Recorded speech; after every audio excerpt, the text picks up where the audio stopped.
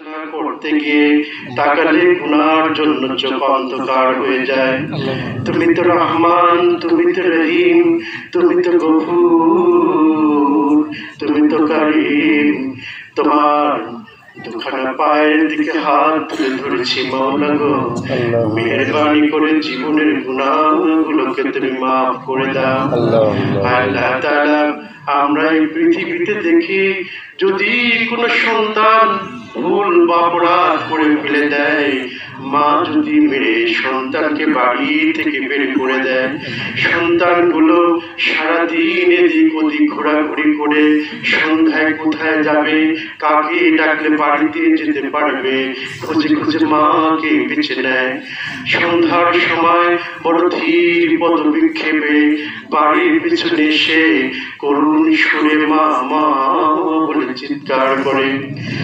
মা তারপর সন্তানের কণ্ঠে মার ডাক শোনার সাথে সাথে হাজারো কাজ ফেলে রেখে দিয়ে দৌড়িয়ে সন্তানকে কোলে তুলে নিয়ে চুমুকে বাড়ির ভিতরে নিয়ে চলে যায় মাওলা। হায় আল্লাহ তাআলা, ওই মায়ের চাইতে লক্ষ কোটি কোটি গুণ মহব্বত নিয়ে, ভালোবাসা নিয়ে তুমি আমাদের সৃষ্টি করেছো মাওলা রে।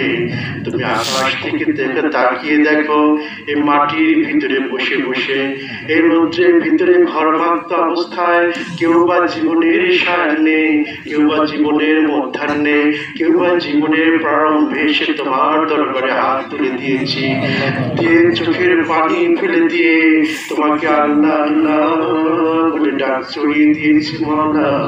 মেহেরবানি করে তুমি আমাদের জীবনের গুনাহগুলোকে মাফ করে দাও। হায় আল্লাহ তাআলা, তোমার নির্দেশ মতো যেভাবে রোজাগুলো পালন করার কথা ছিল সেভাবে করতে পারি নাই মাওলা। জিহ্বাকে সংযম করতে পারি নাই, কান দিয়ে অশালীন কথা শুনেছি, হাত দিয়ে কত হারাম জিনিস ধরেছি, পা দিয়ে কত নিষিদ্ধ জায়গায় চলে গিয়েছি মাওলা। হায় আল্লাহ, তুমি যদি ক্ষমা না করে দাও, ক্ষমা চাওয়ার কে রয়েছে মাওলা।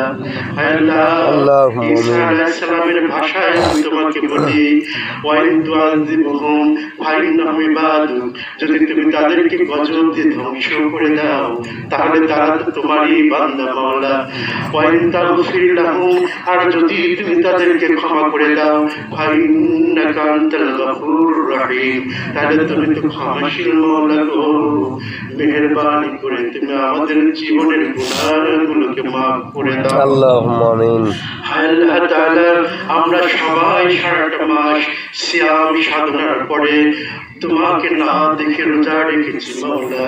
তৃষ্ণায় বুকের ছাতা ফেটে গেলেও তোমার ভয়ে একটু পানি দিচ্ছি, বাকি ভিজাইনি মাওলা।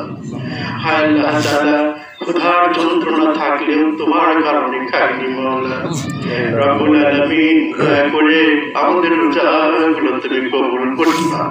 আল্লাহ, আমাদের সিয়ামগুলো কবুল করে নাও, আমাদের ইফতারগুলোকে কবুল করে নাও, আমাদের কিয়ামুল লাইলগুলোকে তুমি কবুল করে নাও মাওলা। ইয়া রাব্বুল আলামিন, এছাড়াও আমরা এই মাসে যে দান সাদকা করেছি, যারা যাকাত দিয়েছে মাওলা গো, সবার দান সাদকাগুলো তুমি কবুল করে নাও মাওলা।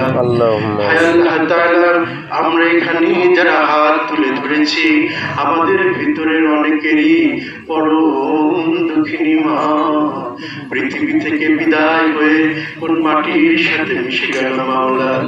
হায় আল্লাহ তাআলা, মা হারা হয়ে তোমার দরবারে হাত তুলে ধরেছি, মেহেরবানি করে মাদের জীবনের গুনাহগুলোকে মাফ করে দাও। কবরে শোয়ানোর পরে মুখ থেকে কাফনটা সরিয়ে জীবনের শেষ বারের মতো মার চেহারার দিকে তাকিয়ে সালাম দিয়ে বলেছিলাম, মা ঘুমিয়ে থাকো, আর কোনদিন তোমার ঘুম ভাঙাতে আসবো না মা। কত কষ্ট করে হামালাতু উম্মুহু ওয়াহানান আলা ওয়াহানিন, কত কষ্ট করে তুমি কষ্টের পর কষ্ট সহ্য করে ওই পেটে আমাদেরকে তুমি ধারণ করেছিলে মা।